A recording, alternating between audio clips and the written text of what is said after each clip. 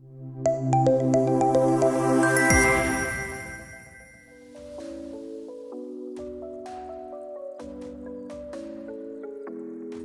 have the next session. The name is Mental Health and Well-being in Education. We have 6 panel speakers over here. May I request the names, and I would request them to please come on the stage and take their seats. B. Anantha Krishnan, CEO Operations Kalorex. May I invite you, Anantha, on the stage, please. Dr. Pranati Tilak, Trustee, Chairman Executive Council TMV, and Chairman Tilak Maharashtra Vidyalaya. Ma'am, we are requested to please come on the stage. Mr. Sudhir Kukreja, co-founder Credence International School. Thank you, sir, for managing. Dr. Harshita Sharma, founder director Brainstorm International. Professor Dr. Salunke, President Sharada Group of Education. And Mr. Sudhakar Joshi, Head Marketing and Client Servicing, Chrysaalis iMath, India Private Limited. Great to have you all again on this event. Mr. B. Anantha Krishnan will be moderating the session. I would hand over the mic to him, so you may take the session forward. Please get seated.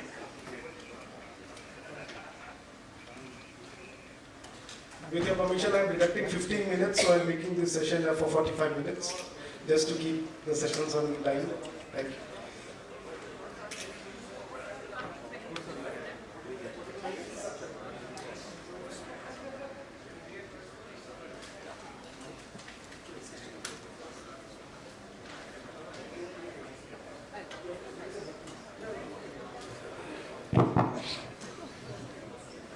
Shri गुरुभ्यो नमः। चंदन जब से आए पोहा वगैरह की बात कर रहे हैं, इतना बड़ा मेरे सामने रखा हुआ है। Should I start with this or should I start with the paper? I thought waiting in my mind now. Anyway, such a pleasure being with your in your sessions, Chandan ji. Thank you for this invitation. Thank you to the ArdorComm team. Thank you for the leading panelists here, and thank you all wonderful people for coming down here. A very pertinent topic of the day, mental health and well-being, right? We all understand that mentally healthy children do well in school, at homes and in the community, right? We'll go straight away with some data. As per UNICEF, 1 in every 21 children report some form of mental issues. Depression, disinterest, anxiety being the major reasons. The pandemic has only aggravated the situation. Alright? There are now, after the pandemic, new patterns that are seen in children. Grief, fear, uncertainty, social isolation, increased screen time, peer pressure, parental fatigue, anxiety, depression again. Deprivation of sporting and physical activities also take a huge toll. And on top of it, lack of understanding on part of the parent adds to the pressure all the more. A lot of signs shown, which needs immediate attention are from the age group of 5 to 10, irritability, aggression, sleep issues, dreams, nightmares, poor concentration, withdrawal from friends, relatives are the early signs. 10 to 19 years के लिए hyperactivity, elongated sleep, उल्टा वहाँ पे deprivation of sleep, यहाँ पे elongated sleep, eating disturbances, agitation, regular conflicts with the at homes and at school, physical complaints, poor concentration, behavioral issues. The list is endless and large, right? We all are educators, we have a responsibility towards us. Let's get into some root cause analysis of it, right? Why these issues? Where do we stand? And where do we have to go? What do we have to do? Right? Very, very basic points. So I'll go straight away to the panelists here. Dr. Pranati Tilak. Dr. Tilak? Yeah, right, super. So, ma'am, on an average, a child spends about 19,200 hours in school, right? So, which is a decent amount of time of a child's, growth time, right? How do you define the role of school in the mental well-being of a child? Very good morning once again, and this is a very important question because when we talk about the environment in which a child grows, in which a child is nurtured, after the family, the school is the most important aspect that needs to be considered. And I think the child spends most of his productive day in the school, and I think at home he indulges in different kinds of activities with the parents as well. And the lockdown, that cannot be ignored. That is a very important aspect that has that has taken place in all our lives. So it has changed the way we behave, the way we think, the way we react, and that is very important as parents as well and as teachers, and let's say as caregivers for children. It is very important to analyze how we react to children as well. When it comes to the school, the parents are obviously the first role models, or what the child from whom the child learns. But the school is an environment in which the child can thrive, or the child will probably spiral down. So your question being, how important is the school environment? I think it is the most important environment which the child interacts with. Also, the role of teachers, apart from academics, now we have been focusing a lot on the mental health of children, especially post-lockdown. So since I run a school, I would like to share a small incident wherein when the children were back on, in the school premises, and they were back to physical schooling, maybe in the campus, the first standard students didn't know the idea of a classroom. So the children would be, the teacher would be teaching, she would be writing something on the board as well, and the children would just mingle around in the classroom, they would go to each other's desks, they would talk to each other. And we were quite surprised, although it was expected and anticipated, we were surprised with the intensity of this behavior. And that was again because the child had never actually faced a classroom environment. The child had been learning in an online format because the child went into preschool when the lockdown was implemented. And it took us a good 1.5 to 2 months to get that kind of environment back in place. So, yeah. Yeah, go ahead. No, I thought you. Yeah, so what I understand from what you said is, the child had not seen the environment before. The child came back into the classroom. Now, what you need to note here is the child is in a format of a fumblebee. If you see the fumblebee don't have eyes properly, right? So they cannot go from wall to wall trying to find a path. What is the child doing here? He is going from child to child, table to table, trying to find out a conversation. So what is most important here? A conversation is most important. So can we say at a school level, we have to start the conversation with the parent, with the student at some form, in some way? Yes. As an educationist, as somebody who is molding the child, apart from their parents as well, it is important that the teacher be 80% of a teacher, but 20% of her time she needs to communicate with the children as well, as to not just what is happening academically, but she needs to observe the child. She also needs to understand if there is any change in behavior patterns. So if the child is it could be any age children. So teacher's role as an observer is also very important. Like I said, the pandemic, the lockdown has only increased the importance of being able to probably nurture a child and move the child in the right direction. Lovely. So the school has taken a greater responsibility. Lovely, lovely. So the teacher has to be an observer, not only be a teacher but also be an observer, understand the requirement of the child and act accordingly. Very, very big summed up, ma'am. Sudhirji, you run the Credence International School, right? And we have been sharing a lot of platforms together. So I know the level of involvement that you have in your schools, particularly with your parents, right? This question is on parents and children, particularly to you. 2 out of 3 children suffers from adverse childhood experiences. Bullying is a part, right, which they face even at the family circles. Parental discords at home, fighting in front of the child, sibling rivalry, more than anything else, right? How does these factors affect the child, and what interventions as a school can you provide to bring the child to a peace at this at an early age? Well, I think Anantha sir, like you said, we've been sharing a lot of platforms. I think I have known Chandan for last 7 years, and all these years I've participated in all the conferences that he's been there now. And as far as I recall, I don't think we've ever had a topic called mental health before pandemic as a part of the discussion itself. And after pandemic, I think this has become a part in a very routine way. So there's no denial that there is definitely a role which is played. What happened during the pandemic is, I mean, of course, there were mental issues earlier as well, mental health issues, but they were not as aggravated, they were not as prominently addressed, they did not really come to the surface and people realized that, okay, where exactly is the problem lying? And like you very rightly pointed out, I think what I'll pick up is a word which you said is the word called conversation.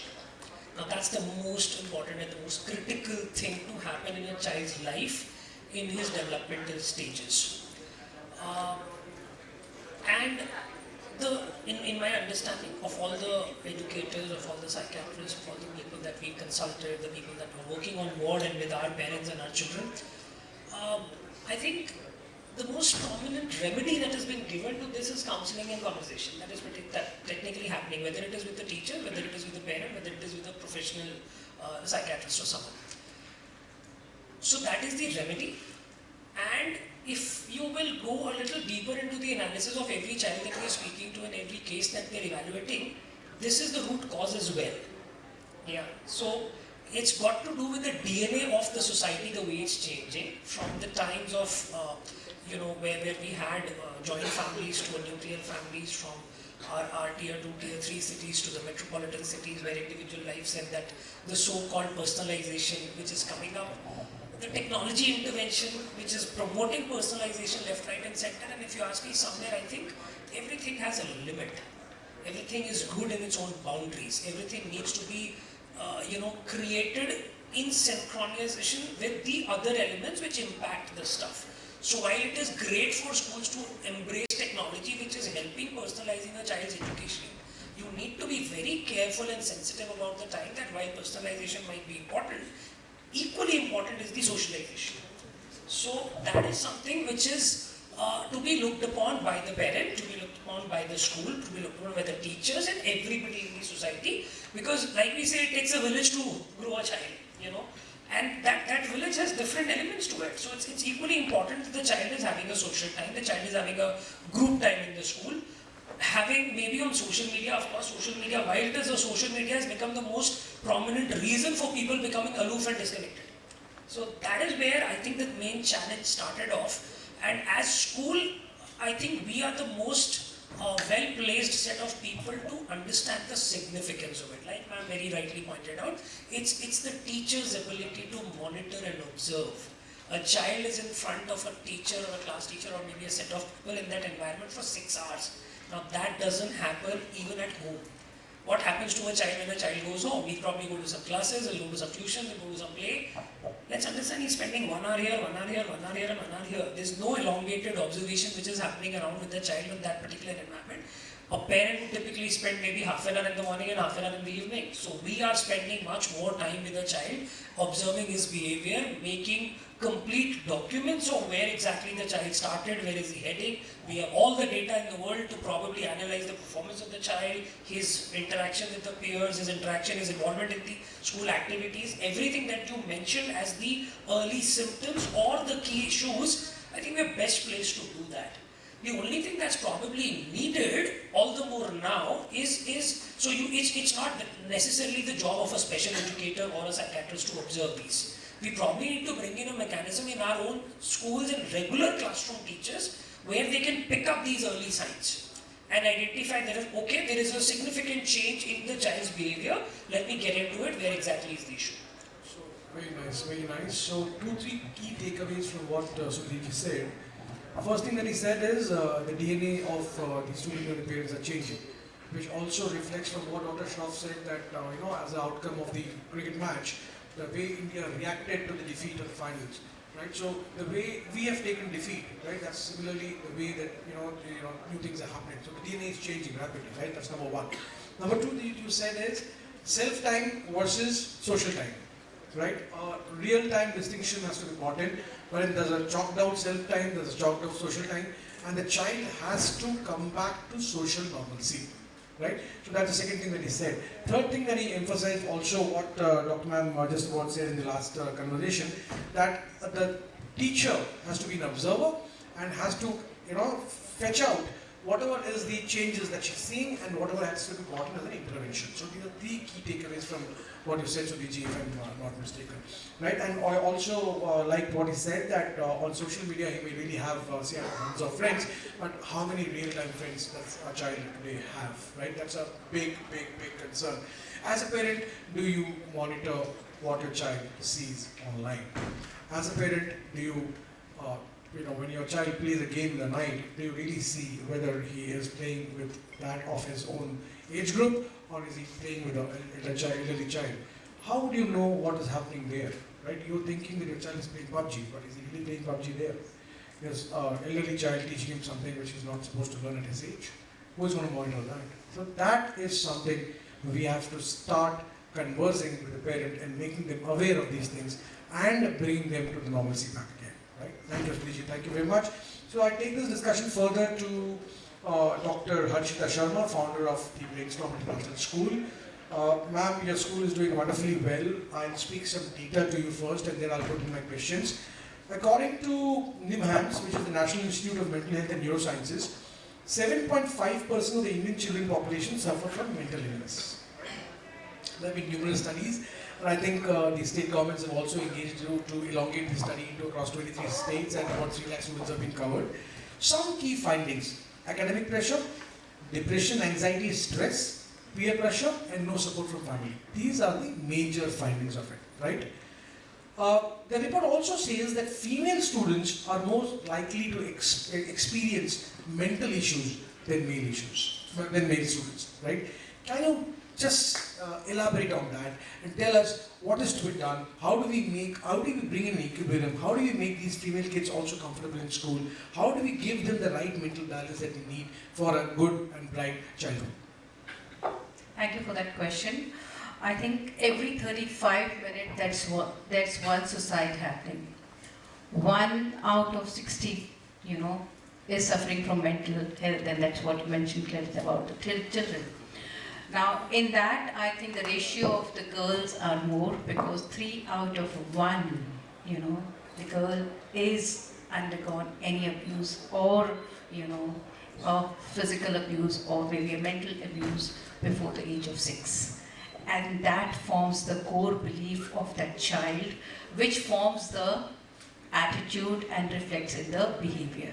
So we know that, yes, there are a lot of issues like this, anxieties, stress, a lot of things happening, but it is the outburst of the emotions what children are going through, which are so deep-rooted, and there's no place where they can really talk about it.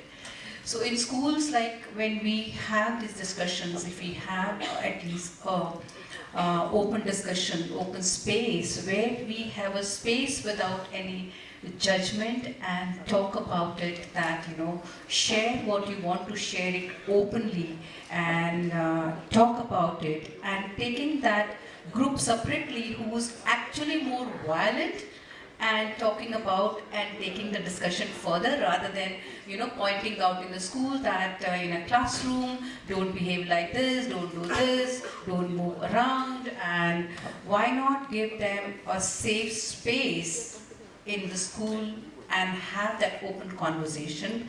Another thing is also very important is a new way of thinking, as ma'am said, that yes, the parents also should be aware that what we need to also take care of it. Because if we are aware of the emotions what children are going through, I think we can take care of the rest of the things. And managing those things, I think connecting with the nature, the open discussions which are there, safe and a happy space in the school premises, involving all the stakeholders which are there. As teachers and I think the leaders, we always have that hierarchy that how do I say this which is there? What is right? Should I talk about it? Will I share this thing? Should I share this thing with the parents? What would the parents think about it? This we have to do it because the parents are saying it. This we are doing it because the school needs this which is there. Right? But at the same time, I think if the parents are aware what is the best, and what is required now. The things have changed from pager to the smartphones. Similarly, I think the teaching learning processes also have evolved a long way. Like when we talk about Virat Kohli's interview, I think if you watch every interview is an eye-opener, right? He mentions that, you know, I see every day how I become better. I don't know the meaning of excellence which is there. So as educators, I think when we talk about the sharing, why not be childlike and get into their space and have that conversation that, you know, and talk about the topics which we really want to run away or hide, right? Any topic, whether it's a sex or whether it's a, you know, gay or it's any of these topics which are there, I think children are knowing, but they don't know whom to talk about. And the parents are equally frustrated because they don't know how to convey to them, right? And that's where I think we need to bring in this space, which is very, very important. And the moment you begin sharing and children know that, yes, it's normal. And if we have that fear, which is, you know, deep-rooted, I think it would build in more stress. And the more stress, more fear, it leads to the mistrust which is there. And I think there would be no way to express that love which children want. Children need a little care, a love, a safe space, which they really need to explore in the, you know, education space wherever they're learning, as well as at home. Both are very, very important for them, because evolution starts from the top and the revolution starts from the bottom. And I think that's where we all need to see that we all get into that space and bring in that changes, which is very, very important. Because if you're looking at building a compassionate world and talking about empathy, where do we begin? I think it's me and what I can do it in my place and how I can do it. We begin from there. I think take one step at a time, and you have the baby steps which will lead to the big dreams. I think that's where we talk about that we do a bit and we be open and authentic the way we are sharing our information. And that's where I think the whole revolution begins. Lovely, absolutely fantastic. Very, very well said. Ma'am, a couple of quick takeaways that I took from what you said. Parents want to start, they want to do a beginning, but they don't know where to start. 1. 2, parents understand the importance of empathy, right, and compassion, but again, they don't know how to deliver that to the child, right? When you talk about the pre-teen segment of children, right, so positive monitoring, the important things that I, understand from your talk, positive monitoring, building a bond-based trust factor between the child and the parent, right? Staying safe in the internet world. You said safety at the school, safety at the social level, right? Then what I understood from what you said is that dictatorial parenting will not help, right? You can't say कि हमारे ज़माने में ऐसा होता था तुम ऐसे नहीं करते हो. They'll shut themselves off completely if you start with that, right? Criticism and appreciations should go hand in hand, right? Instead of saying, yaar tum ye kaise kar rahe ho, can you simply say, I notice that you don't clean up, please make sure that you take responsibility of cleaning up from next time. Yeah, gratitude, right? I think goes a long way, which Absolutely. is very, very important. Absolutely. And why not children be involved in our struggle rather than keeping them more protective and overprotective over the time, which sometimes, it becomes difficult for them to suddenly, when the challenges are there. So, and along with, I think, these two stakeholders, the most important role is also played by the teachers. So the emotional well-being of teachers is equally important, because in between the parents and the management is the teachers, and the teachers spend a lot of time with children, and for them, are we also giving them that space where they can burst out and talk about? Because if you block the emotions and if you put a cap on it, I think it is going to erupt one or the other thing. So if you block the emotions and if you put a cap on it, it's going to erupt one day or the other. What is the takeaway? Lovely, absolutely fantastic. So physical, social, spiritual, and mental well-being for not only the teachers but also for the students and the parents at some levels, right? So somewhere you have to, as a school, do a start, right? So thank you very much, Dr. Sharma. I take my next question to Professor Saab has just walked out. He was feeling a bit unwell, so he just walked out. So in the meantime, by the time he comes in, I'll take the question to Mr. Sudhakar Joshi, Head of Marketing and Client Servicing, Chrysaalis Maths, right? So industry guy, so industry question for you, sir, right? So hybrid education is the in thing now, right? So we are moving from synchronous education to asynchronous education, right? A lot of new things happening at the hybrid level, right? Very, very basic question, right? I don't understand mathematics, right? A couple of guys here said they don't understand trigonometry. Ma'am said she doesn't understand trigonometry to the level that it says to be, right? In her math she was there. The teachers are of the 80s and the 90s. The students are of the millennials. The huge gap between the way they think, they do, and they understand, right?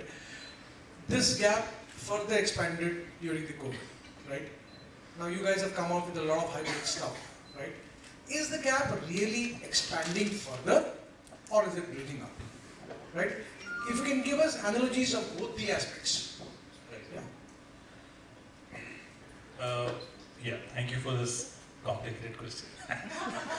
You kind of stumped me, but a very pertinent question. I mean, if you look at it from an educator's perspective, from people who want to be involved with children's learning, then these are the difficult questions that we will have to ask, and we need to ask ourselves. Pandemic has been an eye-opener. It's been fire, I would say.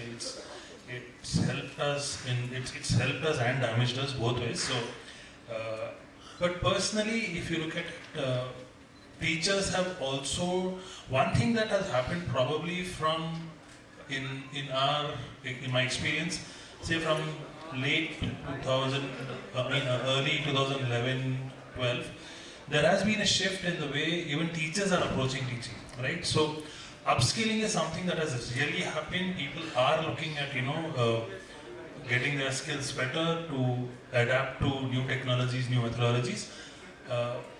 Definitely COVID has kind of forced it down people's throats who didn't want to. They've had to. So yes, there is the change in the way even people look at teaching. There is, of course, a lot of emphasis on synchronous, asynchronous, hybrid. End of the day, it is learning, right? I mean, if you break the ball down, it is learning. We as educators, it is our responsibility, it is our prerogative that we ensure that we are moving in the direction where children are able to learn. If they learn online with apps, with technology, so be it. If they learn sitting across in a circle and talking to one another and learning, then so be it. I think emphasis should be on learning rather than the mode. But just to, just in continuation to what was happening earlier, there are a couple of things which I feel are important that I say. We were talking about mental health, we were talking about how everything again boils down to that. If I'm not in a frame of mind to learn, no amount of upskilling or technology or my ability will help the child learn. So we have to come back to that basic premise as to what is going right and going wrong in the child. One thing that we have noticed over the millennials, the Gen Z, and God knows what all generations there are now, is like becoming a gender thing. Like in US, it's now a generation thing. In India, I don't know how many generations there are. But the point is, one thing that what we have found is there are a few things that are different from the way we have learned about the mind frame that we had. One is genuine appreciation, right? What is missing today is when you look at any child, most of the young pre-teens, teens, they work with the social media world wherein they're getting likes. Their whole life revolves around likes. That is genuine appreciation, being relevant with what you're doing, right? In terms of empathy. Like ma'am said, I completely agree. I think we are being somewhere as parents, as educators, we are being unempathetic. Right? I mean, we are not putting ourselves in that position. Therefore, children are not getting into that thought process of, look, even I need to understand that the other person could be going through something and I need to be empathetic. So there are these things that we really need to address. I think we were talking of bullying. Bullying is nothing but another form of my expression that I am not feeling comfortable. So there is a challenge there. I'm saying holistically, I think we need to look at it from that perspective. I'm not so much of a hybrid, non-hybrid, but I feel it is important that we look at learning and how we as educators are able to bridge that gap where I can connect with the child saying, look, this is how we learn. So I think that's how we look at it. Connection to the child is what is most important. Absolutely. Otherwise we are being asynchronous. Yes, exactly. One more thing which I take away from what you said is children are looking for burst of immediate pleasures, right? Yeah. What we call it as instant Gratification, yeah. right? Like same thing. What you eat a burger, you get an instant gratification, right? It kind of pushes your adrenaline to your brain, right? So impulsive shopping, right? Binge watching, right? True. Today, morning for some reason, it's so right, Today morning when I woke up, I did my mantra and I did online shopping. 5-7 minutes I had, so I had to buy something. I did online shopping. Then I thought, right? So these are things which we as adults say comes to us. So children see us, right? True. So you can't say कि जो मैं करता हूँ मेरा बच्चा नहीं करेगा, जो मैं करता हूँ मेरा बच्चा भी करेगा. No, I So think we have just to add to that thing, I actually missed speaking about instant gratification. I think there was a study done where it was found that children who overcame the urge of instantly gratifying themselves with a chocolate that was kept in front of them, they were better off, they were more mentally stable to succeed, right? Now, the thing is, this particular thing that we're talking of, instant gratification, that is what happens in the online platform, right, is this, that I put something and I immediately get something back. There was one discussion we said dictatorial parenting. No, I'm sorry, probably I'm being very, I might shock a few people here and, but I believe that there is a time wherein you have to draw a line, say no means no. That's a tough talk you have to do with your child. Exactly. I'm saying from a young age, you need to say, look, this is not going to happen. I'm not going to let you do this because we as parents living in the nuclear family, we are so saying, okay, he took 100 rupees from the purse, so what? I earn 5 lakhs a month, 100 rupees. I am not looking at what mindset the child is getting into, which is the danger part. Now I cannot come back to the school and say, look, you're not helping my child. You are spoiling whatever good work we are doing by not putting down the line. I think somewhere you need to draw that line saying, no, this is not going to happen. If you need to get a cycle for your, then you need to do this. So that responsibility and that part of, I need to earn it has to come in. That gratification has to be earned. It cannot be assumed. So that's the carrot method of parenting that you're saying, right? So, and also, rightly said, tough talk is something which is very, very important in today's time. But the sad part here is both the teacher and the parent are not wanting to take up a tough talk at all, right? There are fears associated. Yeah, Sudhir, you can give a good explanation of this. I think I'm going to be a little devil's advocate here.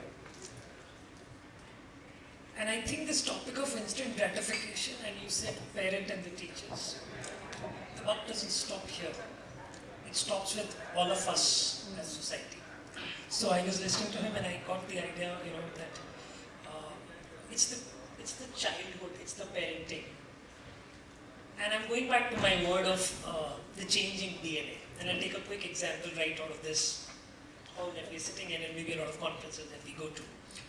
I don't know how many of you got this message today. We are live on Facebook. Chandan is here? Not here, maybe. The objective? As per Chandan, people see you and... instant gratification. Instant gratification. As an organizer. Yeah? A lot of conferences that I go to, my manager is here and I'm sure everybody else is here. I saw somebody taking some videos and pictures. We click photos. We all know it for a fact that the videos and photos will be sent to us. Yet we click photos. So let's not put this on the children. And the other word that I'm going to pick up from his discourse is the word empathy. That's one of the very important things which is missing. And we forget the point that the children are actually going to copy our behavior. So if we are doing it, it's stupid to expect them not to do. We go to restaurants with 3 other children, and then you will see mothers and everybody clicking pictures and stuff like that. That's you yourself are looking for those likes and followers and whatever it is, right? And therefore, so they were not born with a mobile phone. We are the ones who've given them. See, nowhere are we saying that you shouldn't be doing all of it, right? So there has to be a right mix. You need to really know where to stop. The balance. The balance, exactly. So 2 words very important. One is balance, and the other is empathy. So before we blame them for what they are doing, I think we need to look inside. This instant gratification is not something which has come to the children naturally. This is something which is a fallout of the changing DNA of the society that I was talking about. As a society, we've become like that. I'm sure the moment I'll go home, by the time I'm home today evening in Mumbai, I'll have 10 mails from 10 people saying that we met you in the evening or morning, and this is where exactly going to come. That's the instantness that we're looking at. That's where our role comes in, to monitor, to put a check and bring them back to the right And place. the check is not on the children only. The check has to be on the society. That's what is the talk that you need to engage with the parent. You can't Exactly. check the parent for any reason. You have to talk to the parent. Right? So that's where the talk comes in. There needs to be a check at every level. How are we behaving as school owners? How are we behaving as school leaders? How are we behaving as teachers? Are we seeking instant gratification from the parents and the children? Correct. Yes, Just Mr. just one point. Just to make this point clear, when we talk of instant gratification, I am definitely not saying that a child is born with that or he cannot. The point that I'm trying to make is we as like you very rightly said, it takes a village to grow a child, absolutely. But somewhere you also have the bad guy in the village who says, no, I cannot give you what you want, you have to earn it, right? I think we are pandering at some level, I feel. As teachers, as parents, we start pandering to what the child says. Today, I know I was traveling, when I was traveling from Bangalore yesterday, there was a child who was misbehaving in the plane, right? I was just trying to put it in context. Had this happened when we were growing up, how many of our parents would have actually sit down and taken that crap? I'm sorry, I wouldn't have probably been able to finish that sentence also. I'm saying we need to draw that line also. As parents, we need to get responsibility. We need to understand that instant gratification in terms of social. We live in a make-believe world today. We live in this very. I have 4,000 friends on Facebook, right? I put a post and suddenly there are 500 likes. This becomes addictive. Every time I want something to come back. Doesn't happen that way. When that doesn't happen, it starts bothering me. What? Am I slipping? Am I slipping? So that's why, if you actually look at it, I'm sure a lot of people will agree, the kind of content that comes on social media is shocking. But the point is, let me just bring to your point that the one you said, the child is behaving in a flight. That's called as tantrum. That's the simplest form of tantrum. In our times, the parent is to give a tight slap. That is the simplest thing. Why? Because they never knew how to handle a tantrum. And the child, see the child's psychology there, right? The child knows that my parent is in a stress because there's a society involved, right? The parent is feeling ashamed of what I'm doing. So that adds to the cause of the child. So the child is going on doing a tantrum. If you're able to talk to the child and say no further, without causing embarrassment for him or her in that particular place, your job is done. The child will never do it again. But who is supposed to be teaching that to the parent? It's our job to do it. No, definitely. I'm saying, I'm sure even, I'm just saying, we wouldn't have been punished immediately. They would have said, no, don't do that, it's not the right thing. But all that would have happened. I'm saying, doesn't work even today. It kind of gets into a point where it's standoff, right? And the only point I'm trying to make is, sometimes we as adults, we kind of succumb to that hostile situation. Saying, no, it's okay, you want. I've seen many parents of 2-year-old children who give the phone to the child saying that if I give it, the child will stop crying or making a mess. Or this is where it starts, right? So all I'm saying is, as parents, we also need to look at that perspective.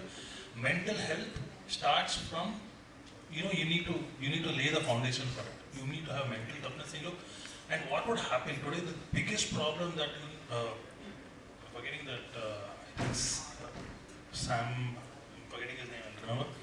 He says that the biggest challenge that faces today's generation is that people are not able to take a failure. You look at the suicide rates, the way they're going up is because I cannot handle failure. I don't know what to do next.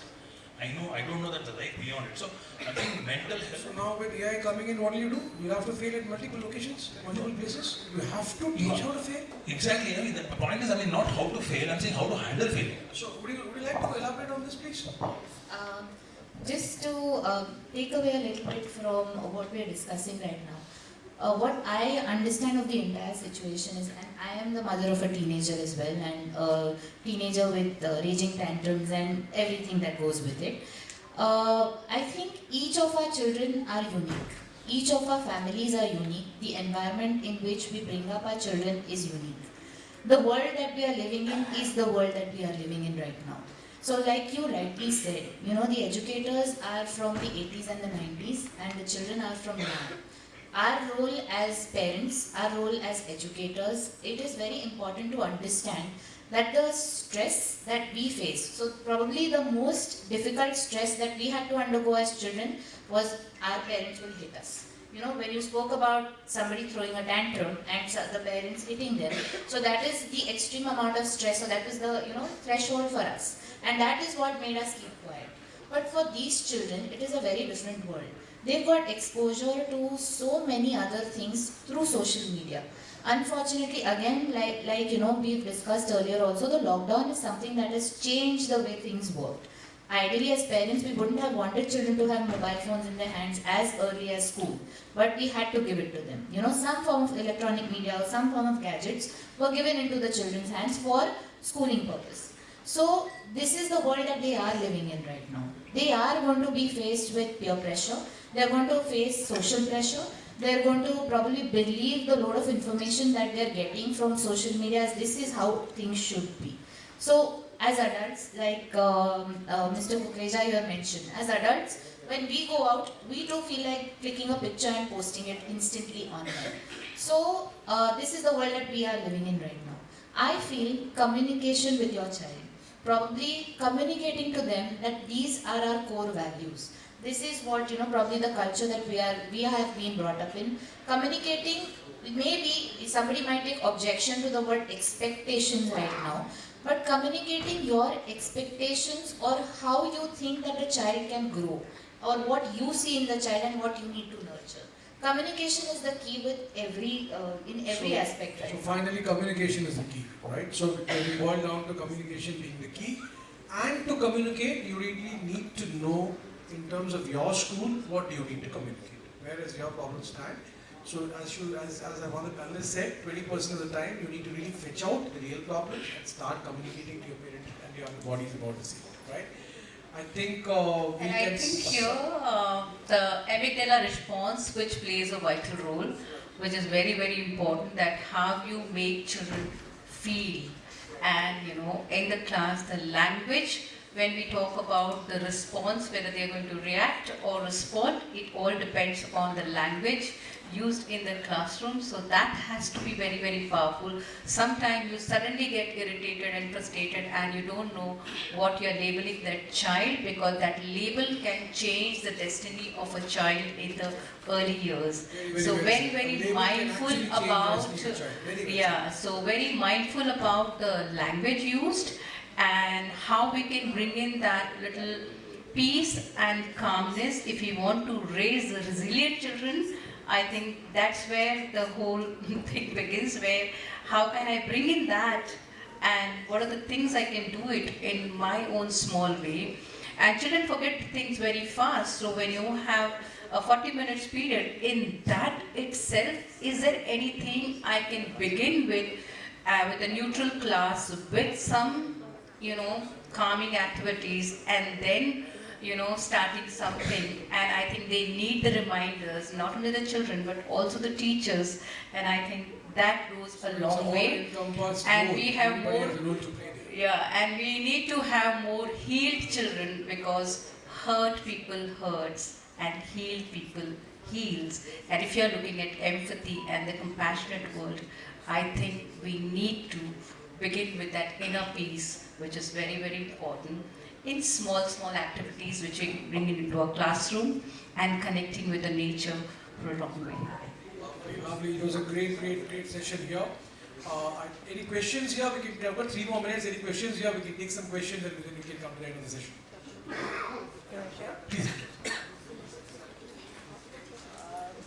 So hi, wonderful panel discussion. So I'll introduce myself. I'm Dr. Girija Mahale. I'm a psychiatrist and I run a center for emotional well-being at Symbiosis International University. So a mental health professional but working in the space of education for the last 5 years. So our center essentially has a team of mental health professionals. We have campus counselors at every campus of Symbiosis and we overlook our Symbiosis schools as well, where we have school counselors. So no doubt that mental health issues have risen exponentially post-pandemic. We are seeing in the classrooms as well. We run a program called BSc in Mental Health, which is first of its kind in India. And the reason we came out with this program was to bridge the gap of mental health professionals that are available in the community to cater to the needs of the challenging times. But coming back to the panel, I think we've talked about a lot of problems and we've talked about a lot of solutions. But what are the practical things that we can do in schools and colleges is some suggestions that I would like to give based on our experience in the last 5 years. So I think we need to have a three-pronged approach here. We need to look at promotion of mental health, we need to look at prevention, early detection and identification, and of course curative aspect of it, because we're going to have a diverse population in our classroom where we need to look at not just identifying mental health issues in the classroom, but also look at promoting, because children of today are going to be the future of tomorrow. So I feel that we need to first sensitize teachers, and we are talking here today, but for the reality is that when it actually comes to implementation of, say, a social emotional learning within school, not many schools are really ready for it. Because today we are still academically driven, and what the principal is looking at is still the result of the school.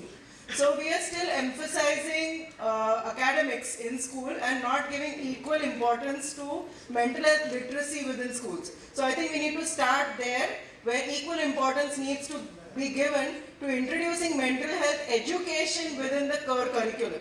And we've done it at Symbiosis, where we've introduced a credit course on emotional well-being, which is mandatory for all schools, where we are talking about how do we raise a healthy self-esteem within students, how do you develop emotional intelligence, how do we build healthy interpersonal relationships, how can we identify red flags for suicide, how can we prevent suicides in the community. This is an education that every individual, whether it's a teacher, parent, child, teenager, young adult, everybody needs to have, which is currently lacking in our curriculums. That's point number one. Every school mandatorily needs to have a school counselor because we are having differently abled children also today. We are having children with autism spectrum, learning disability, ADHD. That's also on the rise. So with the new NEP coming into place, I think that's already coming, because NEP says counselor is a must. Correct, but unfortunately still many schools don't have that, and teacher sensitization programs. So through our center we do a lot of these outreach activities where we sensitize teachers on social emotional learning, emotional intelligence, and identifying red flags within students to be able to then refer. Early detection and identification plays a crucial role in preventing long-term Right. Like early takers like us have a responsibility to offer to the other people also. I think we need to be the role model, and we need to handle the other schools also. Absolutely. So in fact, if you can share some data with us, we'll be more than happy to take it across to our schools also. Wonderful. Yeah. I would definitely connect. Thank you very much, ma'am. Thank you.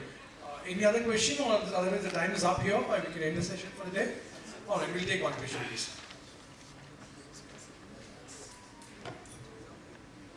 Hello, my name is Dr. Sudhakar Shinde. I'm registered from Symbiosis Skills and Professional University. It just reminded me a small story. One kid who is in a grade 1, he steals the pencil and eraser, and he comes back to the home. He tells his mother, I got this thing from the school. He moves to the standard 5th, he steals something else, the bag from the other boys. He still comes and tells his mother. Still his mother didn't say anything. Like this he goes on, and then he becomes a big thief. And then finally he gets the imprisonment, and then judge order him like he'll be hanged to the deck, and ask him what is your last wish.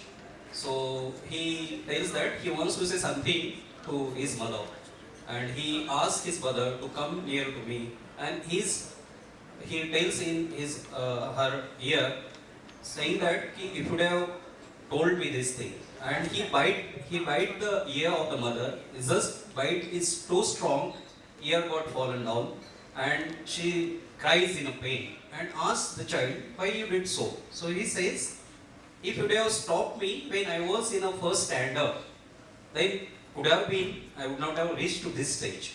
So it's like if there are too many things, but the parental role and then nowadays the mobile. These two things I feel is really deterrent and causing a problem for all the kids. There are many stakeholders like from neighbor, teacher, school and the parent as well are not taking care of the kids, which was earlier happening, and then we feel that students or these kids are going the other way.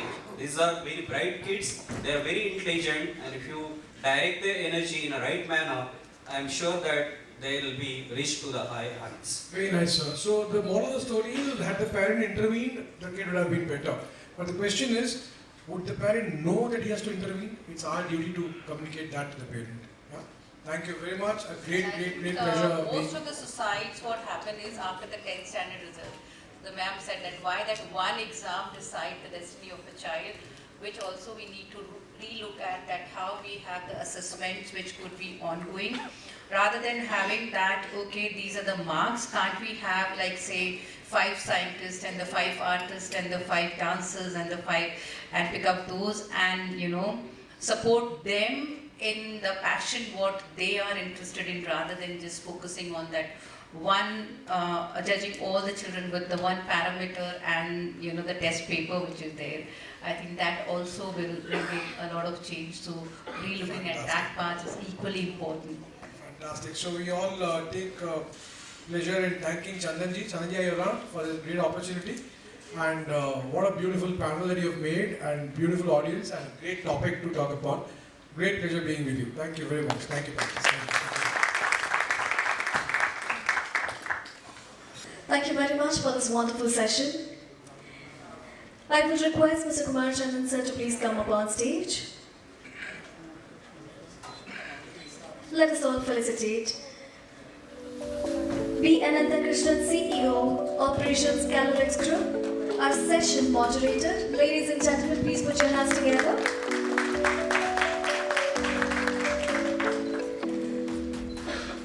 Thank you very much, sir. Dr. Harshita Sharma, Founder Director, Brainstorm International. Thank you very much, ma'am.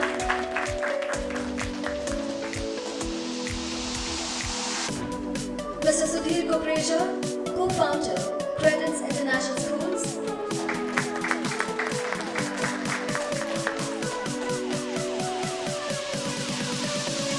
And Mr. Sudhakar Joshi, Head Marketing and Client Servicing, Chrysaalis, India Private Limited.